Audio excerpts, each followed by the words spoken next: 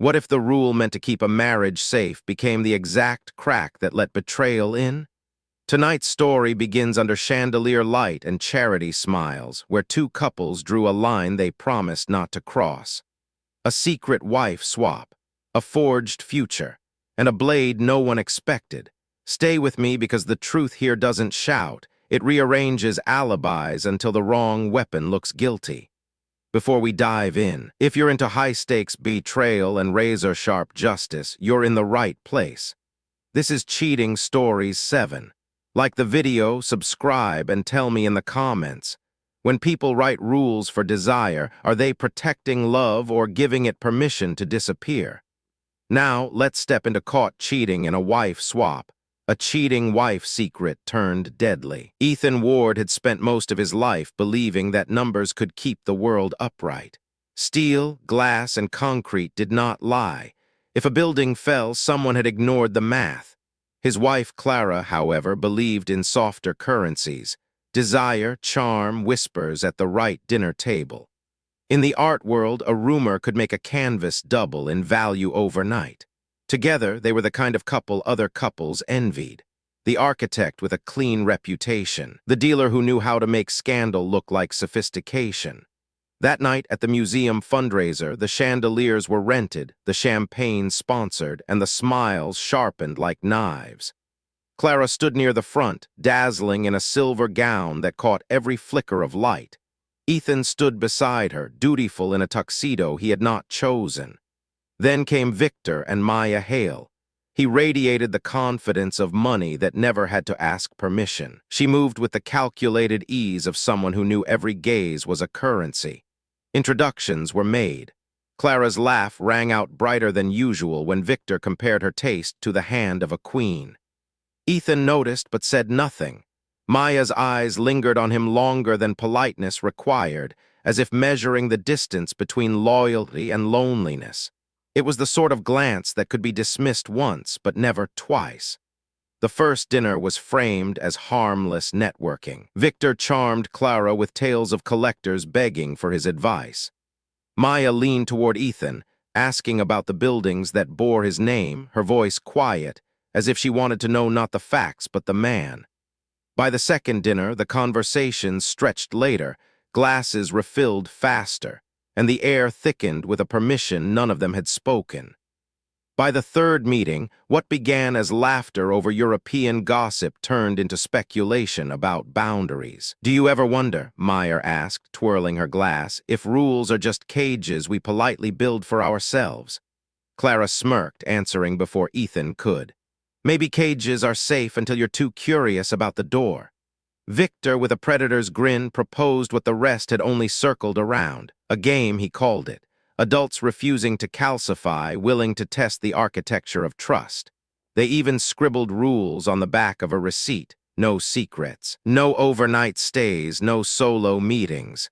It was supposed to be a joke, the kind you crumple and forget by morning. But no one tore the paper. Instead, they folded it neatly, like a contract that had simply skipped the lawyers. The first exchange was tentative, almost mechanical, as if they were actors fumbling through a script. But taboo has a gravity of its own. Clara glowed under Victor's praise, alive in a way Ethan had not seen in years. Ethan, oddly, felt relief, like the pressure to fix everything had been lifted from him, if only temporarily. And Maya watched it all with the patience of a curator letting visitors believe the exhibit was about beauty, when in truth it was about power. The nights blurred. A dance became a touch became an arrangement. The swap was framed as freedom, but in practice it was leverage. Who desired whom more, who withheld just enough to make the other chase. Clara mistook Victor's indulgence for admiration. Ethan mistook Maya's measured questions for empathy. The truth was simpler. The Hales had walked into their lives not seeking pleasure, but control. At the next gala, Clara was the brightest ornament in the room, but Ethan noticed something new. She no longer laughed for him. Maya brushed his sleeve as she passed, leaving nothing more than static and the smell of jasmine, yet the touch replayed in his mind longer than it should. That night, when the Wards returned home, Ethan tried to bring it up, to name what was happening before it hardened into something irreversible.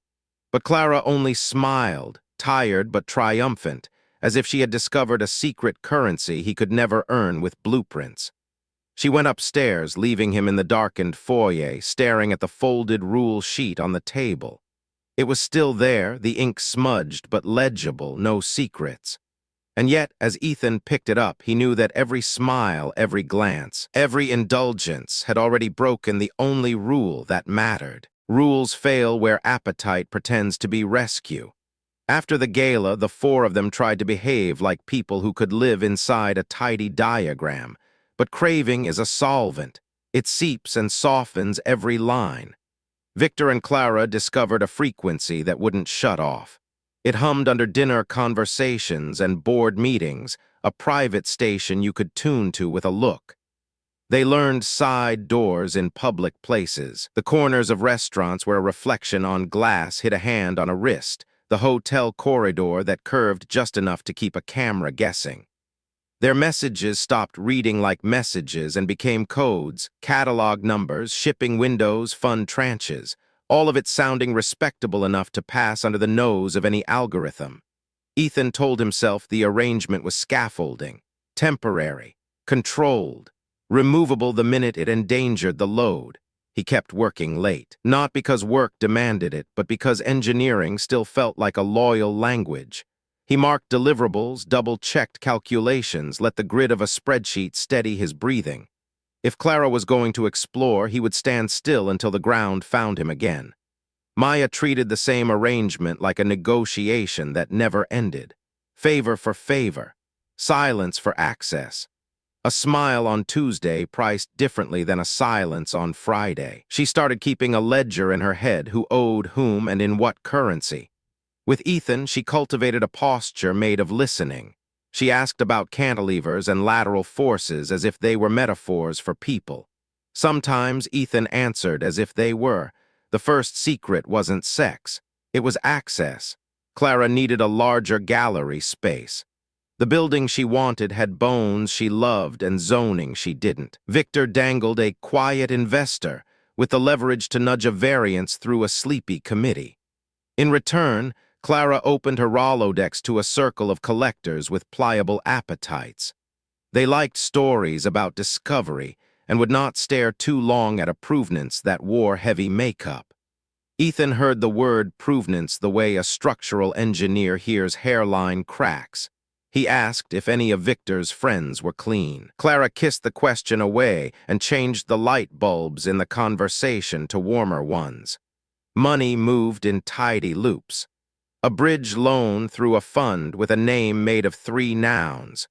A consultation fee to a logistics firm that had no website. Discounted storage for incoming estates that no one could name. The emails looked like every boring email in the world. Only the timing was interesting. Lydia Cross noticed timing. That was her job. The live-and-help learns where silence pools and how long it sits before it turns. She began to clock patterns that did not belong to art. Midnight deliveries that smelled like printer's ink instead of linseed oil. Victor's cufflinks left on the console, a pair Maya would never misplace. The storage unit key taped under a drawer runner where no guest would think to reach. Lydia did not understand art and did not pretend to, but she understood theft the way underpaid people understand weather. One afternoon, Clara asked Lydia to sign for a package and not log it. The label said archival supplies. When Lydia emptied the cardboard into the studio, she found rolls of blank labels and a portable UV flashlight. Later, taking out the recycling, she noticed a receipt caught in the box seam, archival labels with yesterday's date and last decade's artists. She didn't know why that was wrong. Only that wrong has a smell. Ethan tried again. He asked Clara about the investor and the zoning, about why a simple variance needed such quiet friends. Clara took his face in both hands and told him he was noble, that the world needed people who still believed in blueprints. Then she told him the new space would save the gallery. She said save like a prayer and a dare. He recognized the dare and hated that part of him wanted to meet it. Maya, meanwhile, began to curate Ethan's doubts as if they were pieces in a show. She offered neutral questions at first, then gentler ones that nudged without bruising. Had he ever thought about stepping back from the firm's public projects to design the kind of intimate structures people actually live inside? Did he ever feel used by committees who only loved his math when it helped them cut corners?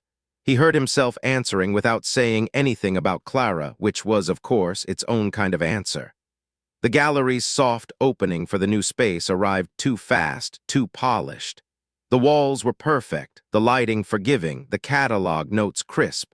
Collectors nodded at each other the way priests do when sharing heresy. Ethan stood in a corner and let the sound wash over him. He looked at the labels beneath the paintings, dates, acquisitions, estate notes.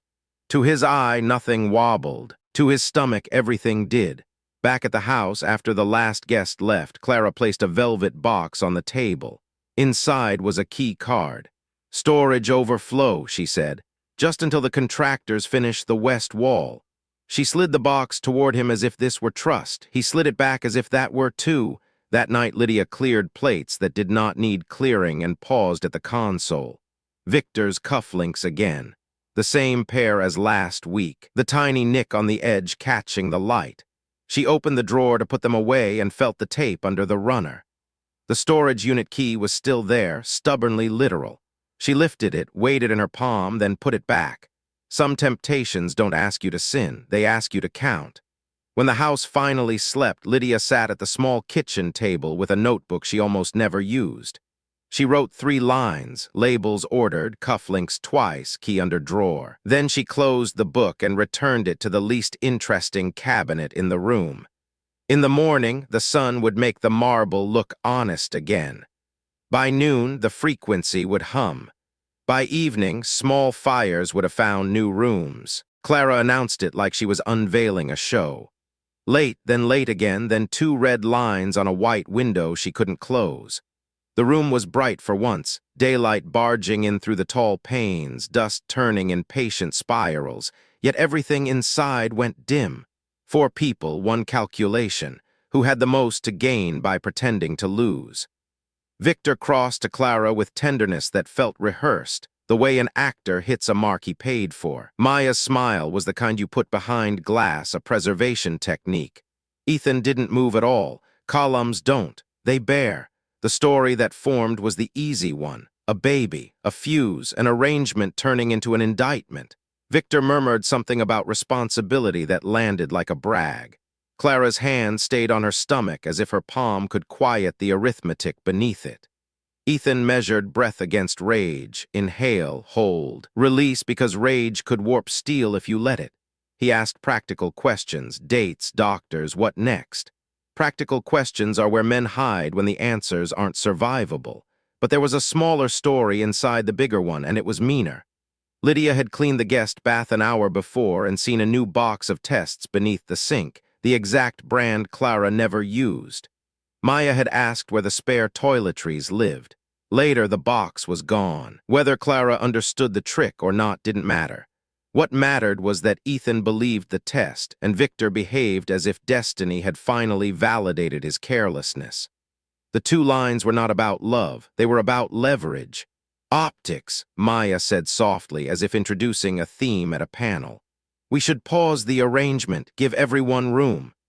She hugged Clara a fraction longer than grief would require, whispering something that made Clara blink but not break. She touched Ethan's sleeve on her way past him, a brush of contact so small he could accuse no one of anything.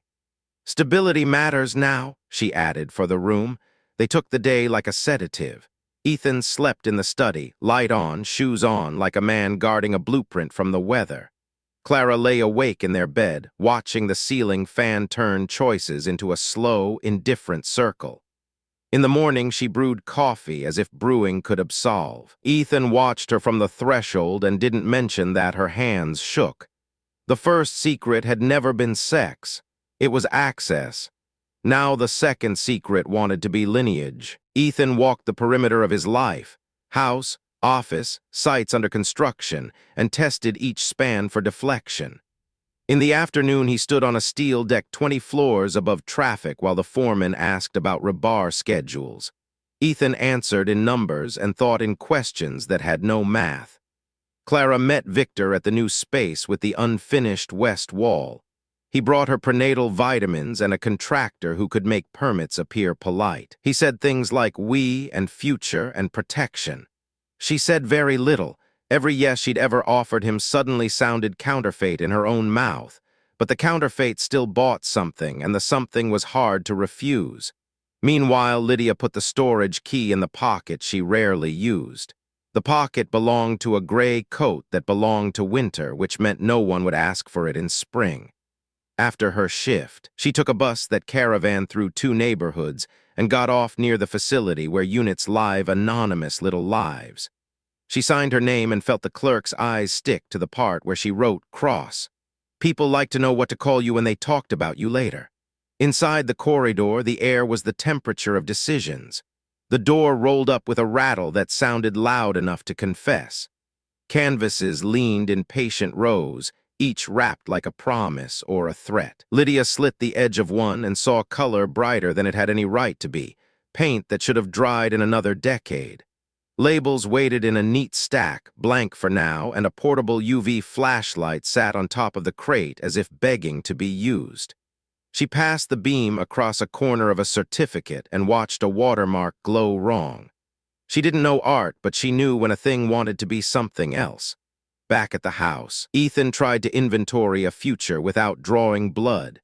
He asked Clara for a timeline, appointments, records. She told him about vitamins and softly promised tomorrow. She did not tell him about how Victor's hand had hovered at her back as if he owned a share. She did not tell him that when she closed her eyes, she saw the 2 lines like guardrails, slippery and bright, guiding her somewhere she had not agreed to go. At dinner, the 4 of them attempted civility. Maya toasted health, which was cruel, and clarity, which was funnier. Victor insisted on handling logistics, by which he meant outcomes. Ethan tasted metal in the grilled fish and set his fork down. He asked Clara in front of them all whether she wanted him at the first appointment. She said yes, and for a moment the table remembered what a vow is supposed to sound like. After dishes, Maya lingered near the console, admiring the framed photo from the museum fundraiser, the 2 couples radiant, the room opulent, the past freshly ironed. She straightened the frame a millimeter to the left, a correction no one else would register. Lydia caught the movement from the hallway and considered the geometry of it, how a picture becomes the truth when you center it often enough. Night rearranged the house into shadows. Ethan unfolded the couch in the study and left the hallway light on. Clara stood in the doorway and almost crossed to him and didn't. On a 3rd-floor shelf in a quiet unit across town, Lydia slid the door down and checked the lock twice. She imagined what it would cost to tell someone what she'd seen. She imagined what it might cost not to. In the morning, texts arrived like weather advisories. Maya sent Clara a list of recommended specialists who billed in hushed tones. Victor sent Ethan a link to a parenting article with a winking line about late starts. "We'll be great," he added. Ethan typed nothing for a long time, then closed the thread without sending the thing he shouldn't say. 2 lines. A gallery that needed saving. A storage unit full of futures no one could afford to own. The day moved forward anyway, steady as scaffolding, treacherous as gloss. And somewhere beneath the polite rituals of adulthood, a quieter mechanism clicked into place. Not a family forming, but a trap closing. The storm arrived before the hails did, a low electrical pressure that made the windows tick and the city smear itself into wet neon. Ethan lit the hallway sconces and left the living room lamps off. The darkness felt honest. When the bell rang, Clara called out that she would handle it, then didn't wait for Ethan to protest. The 4 of them arranged themselves in the room like pieces that had already decided how the game would end. "We're here to talk like adults," Maya said, shrugging off a rain-dark coat. Her voice was smooth enough to sell peace and sharp enough to cut it. "Adults don't raise their voices," Victor added before anyone had raised theirs. "Then let's not," Ethan said, and heard the brittleness in his own restraint. The letter opener lived on the console behind the sofa, a sleek sliver of steel shaped like the idea of a blade.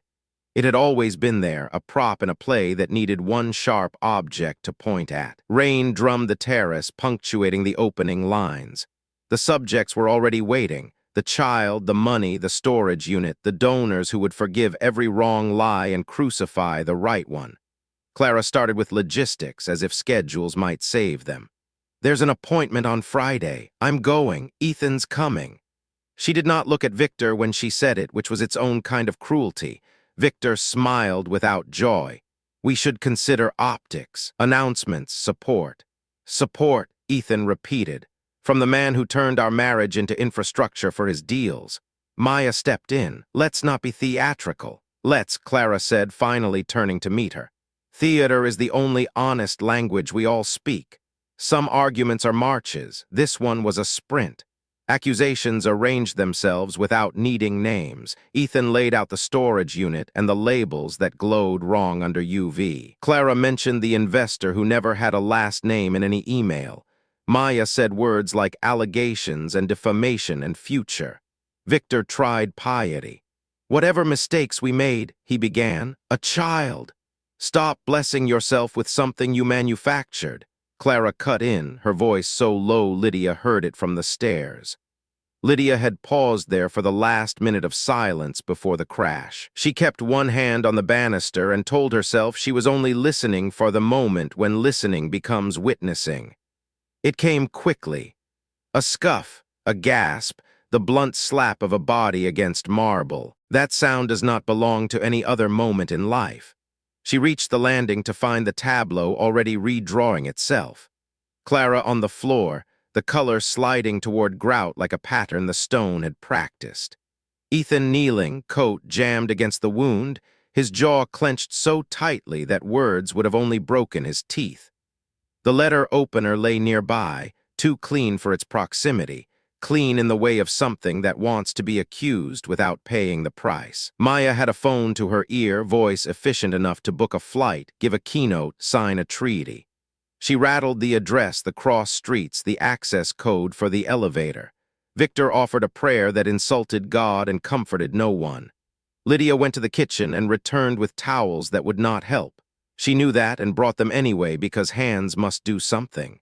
"Stay with me," Ethan said, not to time or fate, but to Clara. Her eyes found him, then slipped to some middle distance where a different decision was being negotiated.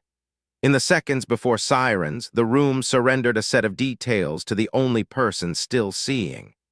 Lydia saw a tiny thread caught on Clara's ring, a shred of velvet, the dense kind that belongs to a viewing room where paintings pose for money. Nothing in the ward house wore velvet. She also saw under the console a smear of ash too black to be dust, too deliberate to be neglect. In the air there was the faintest tang of something chemical, not bleach, not wine, not rain. Paramedics flooded the room with the grammar of command. Gloves, gauze, questions, answers that were not answers. Ethan moved when they told him to move and not a second earlier. Clara vanished into the elevator in a haze of red and siren blue. The doors closed like a curtain. Police followed the ambulance, dispersing themselves across the house in pairs that performed disbelief professionally. They photographed the letter opener where it lay and bagged it like the conclusion everyone wanted.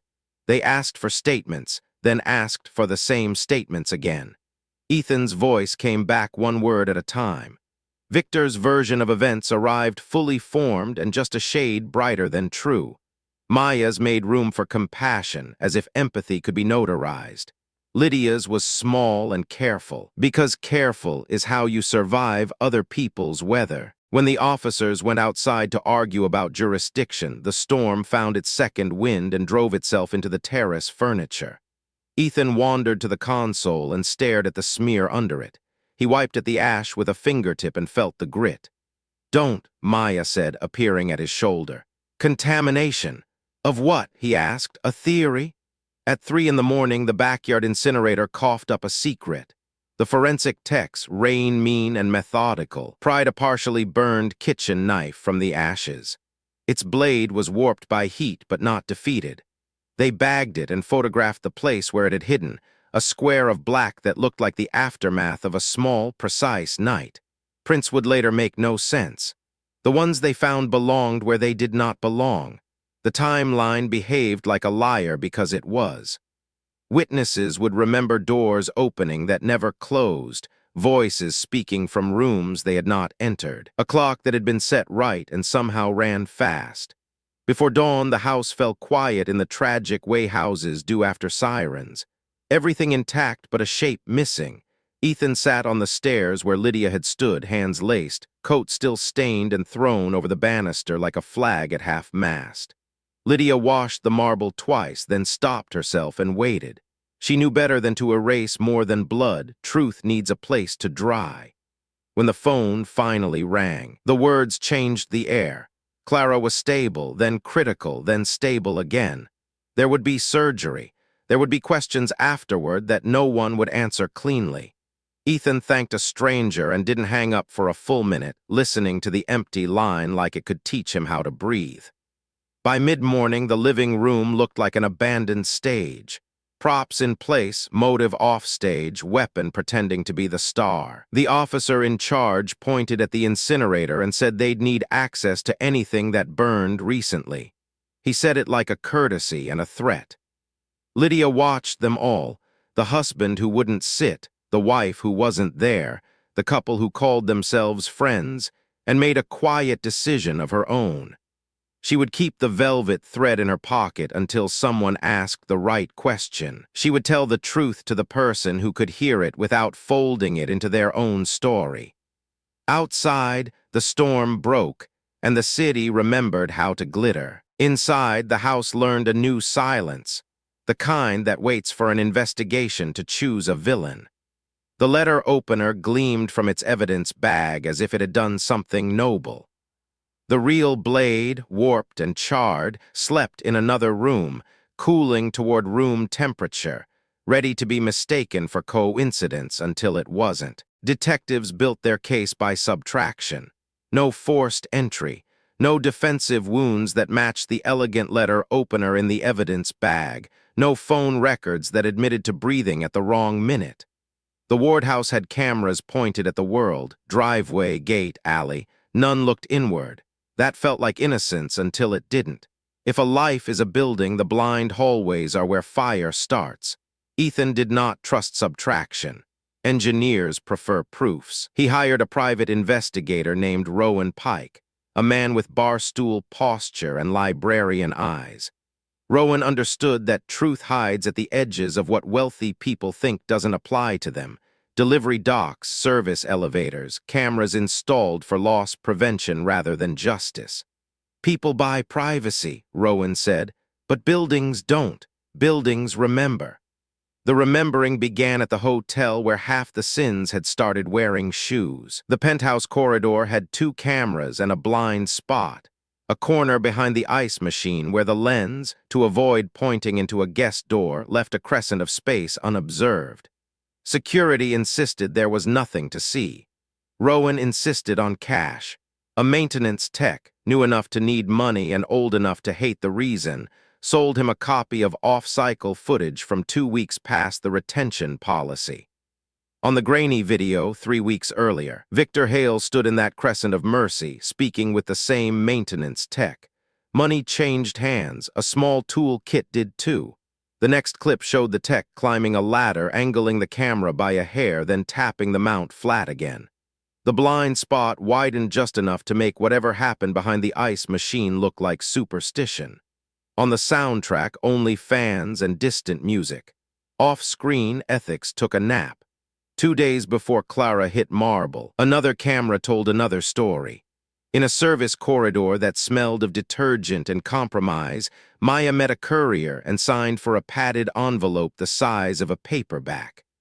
The brand on the label belonged to an art supply company better known for archival adhesives than romance. Maya tucked the parcel under her coat like weather. Rowan kept going.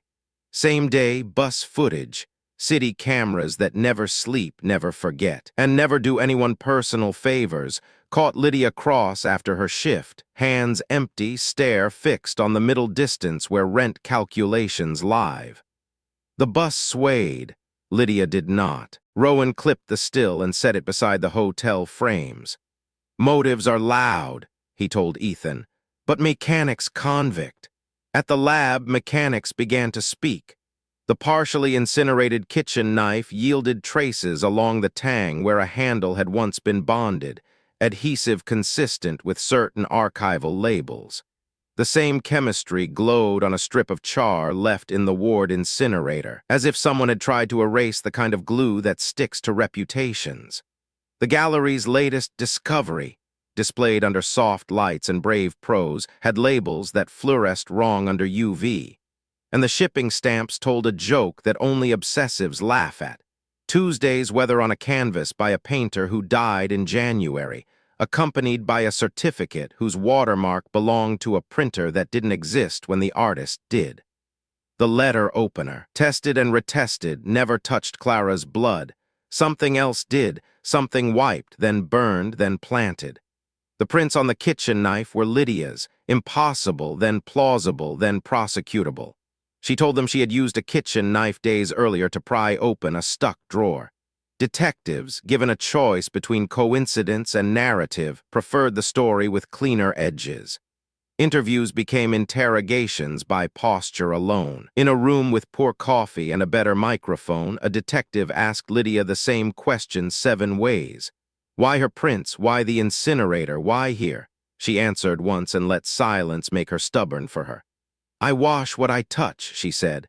I touched a knife last week because your world buys drawers that stick. The detective wrote something that wasn't that down. Ethan sat in his own room with a softer chair and a harder expectation. Mr. Ward, the lead said, did MS Cross have access to cleaning agents to fire to your routines? Yes. He wanted to add that access isn't intent, that proximity isn't guilt, that the right lie wearing the wrong fingerprints is older than any of them.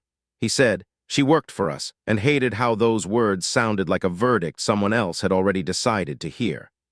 Rowan handed the DA's office a packet with a staple so neat it felt like a threat. Frame grabs, chain of custody affidavits, a map of cameras that lied by omission. A still of Victor's cash crossing to the maintenance tech. A still of Maya's hand receiving the padded envelope. A still of Lydia on a bus, time-stamped and alone. You can try the maid, Rowan told them, but your jury will meet the corridor, and corridors talk. The DA preferred progress to elegance. Someone leaked the knife. Reporters said words like domestic, like jealousy, like rage. The maid with prints and no lawyer became the story people could read while stirring soup. Ethan watched a news anchor walk Lydia to the gallows with the calm of someone narrating weather. He called his counsel and heard words about patience. He called the hospital and learned how to listen to machines. Back in the gallery, a collector who feared embarrassment more than fraud quietly asked Rowan if insurance would be happier with a theft claim than a restitution demand. Rowan smiled the way you smile at a person trying to buy a fire exit. Insurance likes invoices. Prosecutors like intent. Decide who you're courting. Detectives returned to the ward house with a warrant for device data, printers, laptops, phones. The household network surrendered its modest biography, Clara's searches for obstetricians and variances, Ethan's calendar grid, a burst of traffic from a disposable laptop that had been on the Wi-Fi for 13 minutes the afternoon before the attack. The MAC address traced to a company that rented equipment for trade shows. The company, predictably, remembered nothing. In the middle of all this, a small detail grew teeth. The velvet thread Lydia had seen caught on Clara's ring, dense, midnight blue, matched the fabric used to line the viewing room benches at the new gallery space. A tech scraped fiber from one of those benches and raised his eyebrows at the microscope. Transfer happens, yes, but into a wound? That suggested contact recent enough to be intimate and violent. No one sat on those benches the night Clara bled. No one except whoever carried the gallery on their clothes into the ward house like a ghost. Ethan brought the packet to his own counsel. They'll say Lydia's prints don't lie, the lawyer warned. Prints don't lie, Ethan said, but liars print. The next day, Rowan found the maintenance tech again, this time at a diner that specialized in coffee strong enough to confess. The man admitted he'd been paid twice, first by Victor to widen the blind spot, later by a gallery assistant to put the angle back. The assistant used a free email account and a voice that wanted to sound 25. The payments arrived as gift cards and cash in envelopes. Lady was careful, he said, but people who plan for everything always forget the camera pointed at the door they didn't touch. Rowan traced the assistant email to 3 burner phones that lived short, bright lives near the gallery. One ping overlapped with a boutique where Maya liked to have things altered even when they already fit. Correlation is not proof. Juries love correlation anyway. The lead detective called Ethan near dusk. "We're moving on the fraud angle," she said, weary without apology. "It may pull the rest with it." Ethan stood at the window and watched a crane lower a steel beam into place 2 blocks over. The beam swung, hovered, nested. Connection, when done correctly, makes a sound only certain ears hear.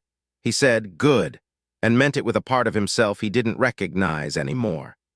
That night, alone in the study, Ethan rewatched the corridor footage until the pixels felt like a language. In the frame where Maya takes the envelope, her posture is relaxed, shoulders down, chin neutral.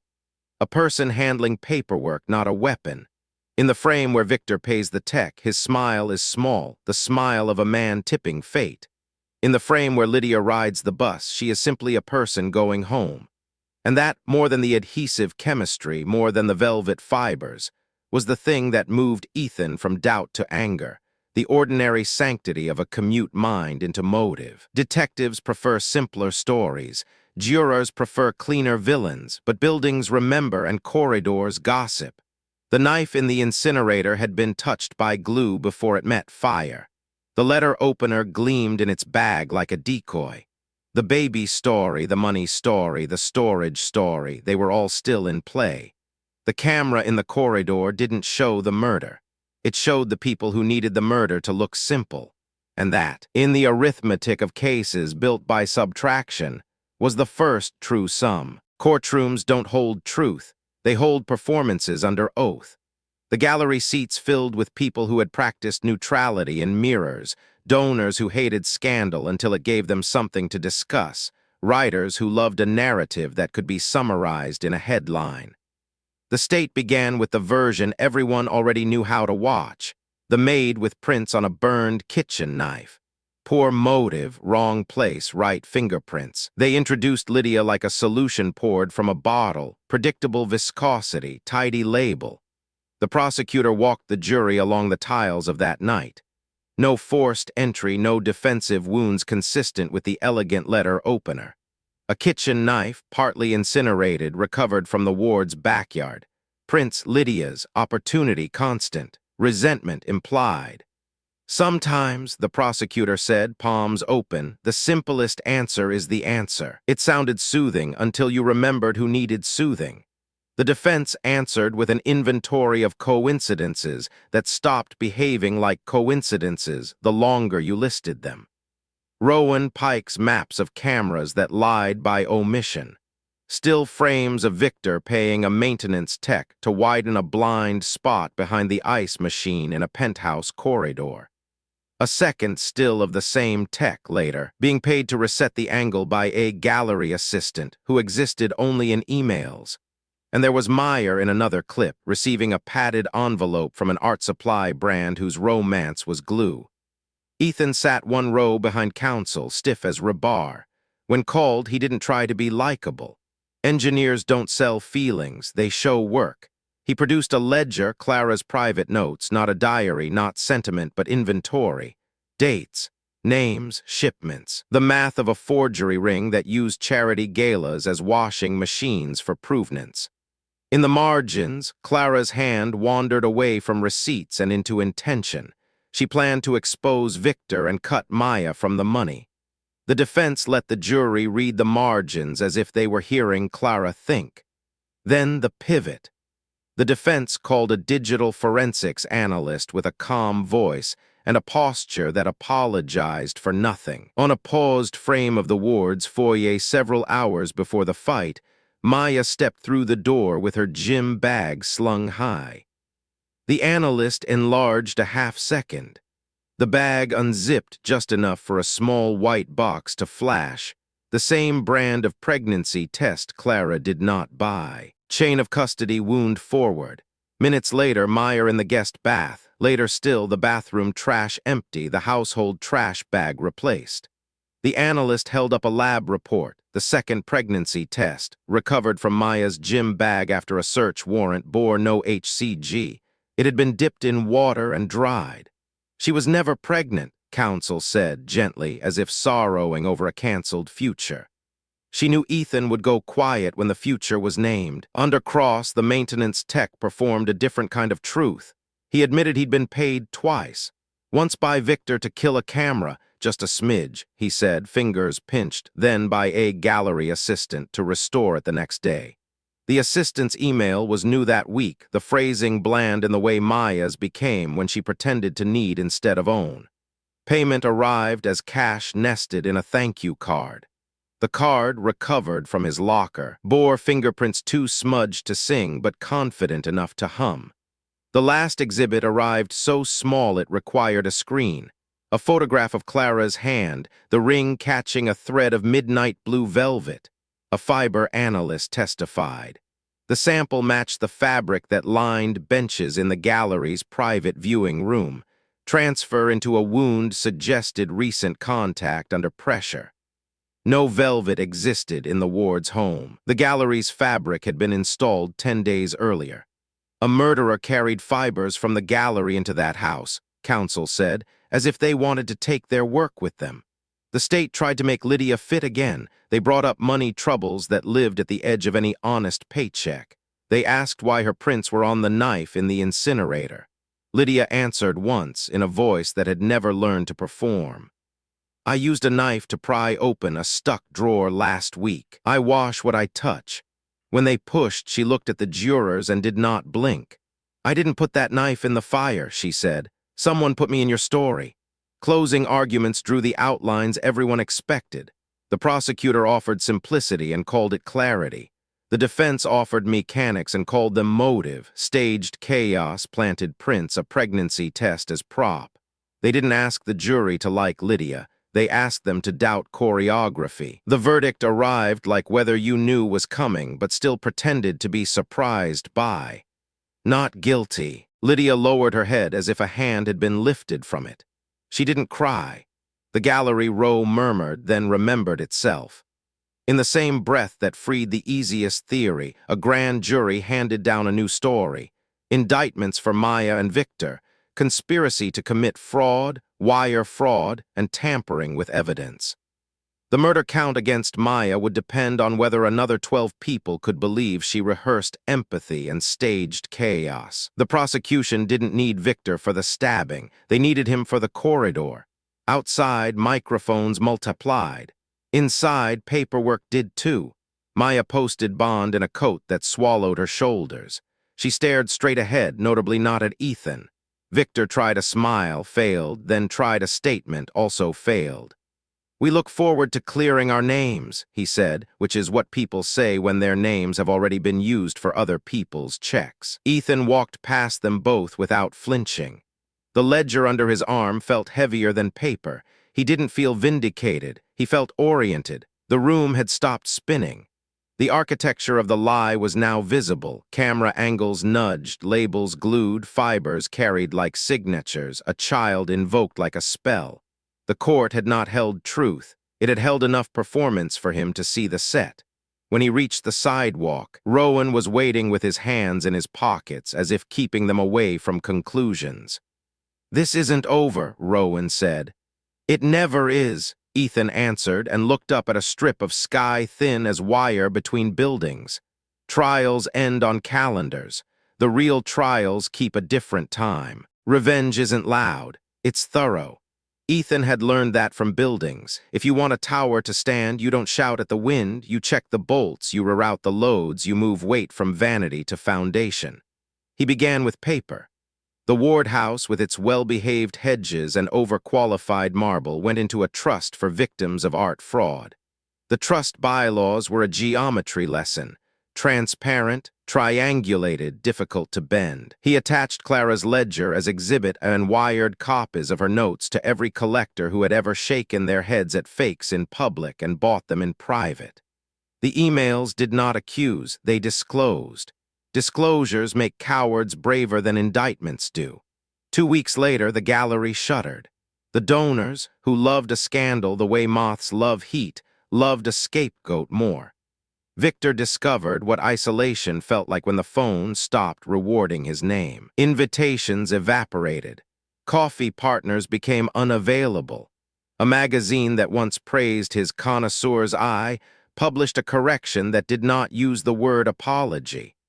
In civil court, Ethan's counsel did the slow work most people mistake for magic. He unwound a web of loans that had routed through shell companies with ambitious names to buy silence and leverage. He followed consulting fees that could not find a project and storage invoices that had hidden more than paintings. Clara's stake in those arrangements reverted to the trust. Money that once disguised appetite now fed restitution. None of it resurrected anyone. It simply made accounting tell the truth. The baby that wasn't turned out to be the cleanest lie in the pile. A device, not a future. The marriage that once invited trouble lost its appetite. Ethan did not stage a noble speech or a bitter one. He signed where he had to and refused to relitigate what had already announced itself. Maya pled out on the fraud counts rather than endure discovery. Her lawyers spoke of bandwidth and healing. The murder charge hung like bad weather. Maybe not this season, maybe the next storm line on the horizon. Victor's case moved like a stubborn elevator, up a floor on conspiracy, down on the stabbing, stuck between on tampering, its cables humming with risk. Rowan Pike delivered his last packet to the DA with the same neat staple as the first. "You won't get the whole truth," he told Ethan outside the courthouse, "but you'll get enough of it to stop the worst people from using it." Ethan thanked him without ceremony. Some men leave receipts, some leave witnesses. Rowan left documentation. On a spring afternoon that smelled like wet stone and cut grass, Ethan boxed the last of Clara's dresses for donation. He worked carefully, not to be reverent but to be exact. Grief and precision can be cousins. In the bottom of a drawer, he found a Polaroid from the gala where the mess had begun. 4 smiles, a perfect exposure, a future begging to be wrong. He held it long enough to feel both tenderness and contempt, put it in a drawer, closed it, opened it again, and set the photo on the mantel as a warning. Architecture sometimes needs signage. Lydia knocked on the open door and stepped in the way people do when they have earned permission and still ask for it. "Storage unit is cleared," she said.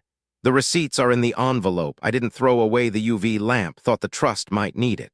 She hesitated, then added almost amused, "I got a job offer, law firm, records department." She laughed once at the symmetry, at the idea that custodial attention, the habit of noticing what other people ignore, had turned into a credential. Ethan told her it suited her and meant it. He asked if she wanted a letter. She said, "I have the only letters I need," and tapped the envelope. Neighbors brought the kind of bakery boxes that apologize without saying anything. Ethan accepted them, then left them unopened on the counter until the kitchen looked like a pastry display and smelled like a lobby. He called the hospital less often as the updates changed from urgent to scheduled. He let friends offer dinners he never attended. He answered texts with thank yous that weren't untrue. Healing is a word built for people who need to stop asking questions. At dusk, he walked through the empty rooms and touched each light switch as if blessing a map. This was the part that looked like sentiment but wasn't. He cataloged the house one last time the way an engineer inventories a site before handoff. Fixtures, finishes, the squeak in the third stair, the balky hinge on the guest bath, the hairline crack in the dining room plaster that had refused all persuasion. In the study, he paused at the console where the letter opener used to sit. The police had taken it months ago and given him a property receipt that felt like a punchline. The gleaming, innocent prop, proof that the wrong weapon gets remembered when the right story doesn't, was now an evidence number in a drawer. He opened the terrace door and let in the sound of a city that had decided to forgive itself for yesterday's weather. Somewhere, a horn practiced a complaint. Somewhere, a couple laughed the way people laugh when they still believe their rules are special. Ethan clicked the door shut and checked the lock with the small tug he had always used, a gesture that meant control even when it didn't ensure it. He loaded the last boxes into the trunk of a car that looked like it had never been surprised. On the mantel, the Polaroid watched him. He left it. Warnings work best where they can see people. Lydia's envelope went on the passenger seat. Rowan's packet went under it. He took nothing that could be argued with later. Driving away, he passed the gallery once, lights off, a notice taped to the glass with language designed by lawyers to sound like weather. Across the street, a couple in formal wear took photos against the brick. For a second, sunlight made their reflections look like ghosts in the gallery windows. He did not slow down. The smaller place had less echo. It had the kind of windows that argue with morning and lose gently. He carried in a lamp, a chair, the box with the tools every adult should keep near a new life. A screwdriver, a tape measure, a pencil sharp enough to make a line decisive. He set the lamp on the floor and turned it on. Light pooled with no agenda. He didn't forgive anyone, not really. He simply refused to keep living in their version. Forgiveness can be an architecture too, but it hadn't passed inspection. He preferred load paths to absolution. He preferred a door that closed and a lamp that worked and a future small enough to hold without lying to it. Before sleeping, he wrote one note on a scrap torn from the moving box flap. Not a mantra, not a vow, just a line to keep the math honest. He taped it inside the hall closet where only he would read it when looking for a coat in bad weather. Build for what should stand. Refuse what requires lies to stay up. He shut the closet, checked the lamp, locked the door, and let the new place hold him. Outside, night tried its tricks. Inside, nothing moved that he hadn't chosen. That house was built on math, but it fell to the physics of lies. The baby that never was, the camera that forgot on purpose. A letter opener displayed like guilt while the real blade tried to turn to ash. In the end, Ethan did not make a speech, he made a structure. He moved the house into a trust, handed the evidence to the light, and chose a smaller place where only the truth could fit. What would you have done the moment the rules became a weapon? Tell me below. Your stories and your judgment shape this channel. If this hit you, like the video, subscribe to Cheating Stories 7 and share it with someone who needs a reminder that love without honesty is only Daker. See you in the next story.